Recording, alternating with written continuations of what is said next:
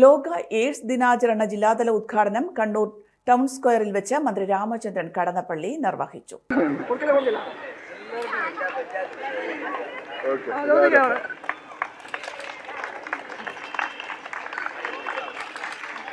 എല്ലാ രംഗത്തും മുൻപന്തിയിൽ നിൽക്കുന്ന സംസ്ഥാനമാണ്. അടുത്ത കാലത്ത് പ്രഖ്യാപിച്ചു ഇന്ത്യയിൽ വിദ്യാഭ്യാസ മേഖലയിൽ 1ാം സ്ഥാനം കേരളത്തിന്, ഇന്ത്യയിൽ ആരോഗ്യ മേഖലയിൽ 1ാം സ്ഥാനം കേരളത്തിന്. അങ്ങനെ ഒരുപാട് A+കളും 1ാം സ്ഥാനം കിട്ടിക്കൊണ്ടിരിക്കുന്നു.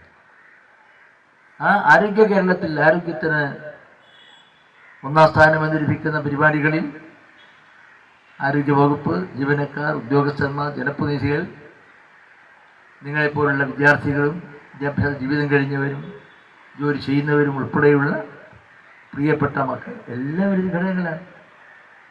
പറഞ്ഞു വന്നത്, ജനസംഖ്യയിലും ജീവിതകാര്യങ്ങളിലും മുൻപന്തി നിൽക്കുന്ന നമ്മുടെ സംസ്ഥാനത്തിനകത്ത്, ഇത്രയെല്ലാം പ്രമുഖതകൾ ഉണ്ടാകുന്ന ഒരു സംസ്ഥാനത്തിനകത്ത് ആരോഗ്യ ഡിപ്പാർട്ട്മെൻറ്റ് മേഖലയിൽ നിന്നുള്ള നിർദ്ദേശങ്ങളോ അഭിപ്രായങ്ങളോ ഇട്ട് അതനുസരിച്ച് ജീവിതം മുന്നോട്ട് കൊണ്ടുപോകാൻ വിസമ്മതം പ്രകടിപ്പിക്കുന്ന ഒരു സാമൂഹ്യ ബോധമാണ് നമ്മയെല്ലാം ലഭിക്കുന്നത്.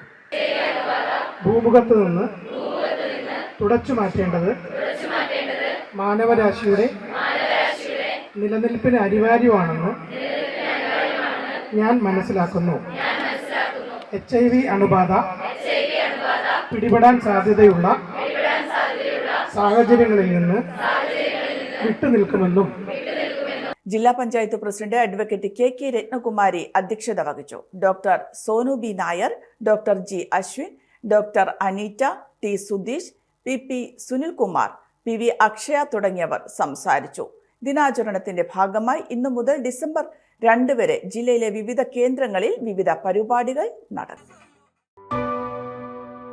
AKG memorial cooperative hospital, Kannur.